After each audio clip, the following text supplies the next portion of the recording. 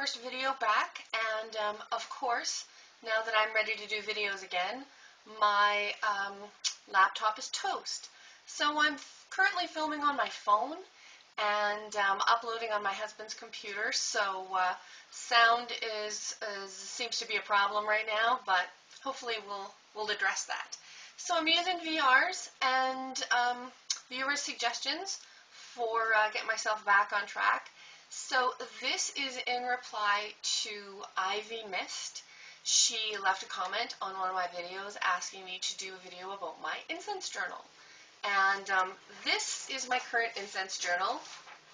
It's not too fancy. I am putting a nicer one together, but it is nice to have sort of something like a scratch pad, something that's not quite so formal.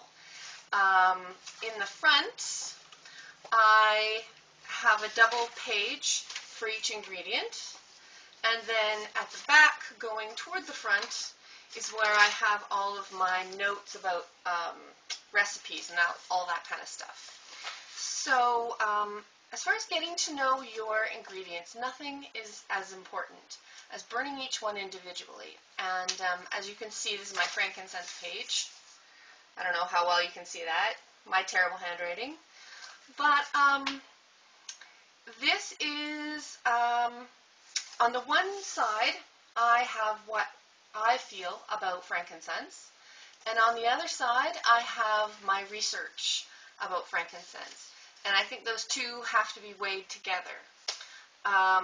So on the research side, I have Sacred to Ra, Affinity with Topaz, Exorcism, Purification, Protection, Luck, Accelerates spiritual growth, aids meditation and visions, generates a sense of peace and focus, grounding, creates connection between upper and lower chakras, etc. Where I record my impressions, what I've noticed is I don't seem to be alone in the fact that I don't have a huge vocabulary with regards to fragrance. I think a lot of us struggle to describe fragrances. So what I do is on every page, at the top I put down form, in this case pieces, chips, powder, the category, which is a resin, the method of burning that I used, this one was tin foil over a candle, then I describe the scent, then I put color. If this fragrance had a color, what color would that be? Shape. If this fragrance had a shape, what would it be? Would it be smooth? Would it be prickly? Would it be amorphous? How would it move? How would this shape move? If this fragrance had a sound, what sound would it be making? If this fragrance had a taste, what would it taste like? And you are not allowed to describe cinnamon as cinnamony. That's cop out. Don't do that. You're better than that. Emotion. How does this make me feel? My body. How does my body feel as I'm smelling this? And then any notes that I might have. So, for example, for frankincense, I describe the scent as pine, fire, citrus. Color, I think it would be brown if it had a color. Shape, it would be amorphous and wraith-like. How would it move? Dancing in place like fire. What would it make? What sound would it make? The purring of a large beast. What would it taste like? Toasted nuts. What emotion do I feel? Getting ready, preparing for something. My body feels poised for action, but calm. What's another good one? Oregano.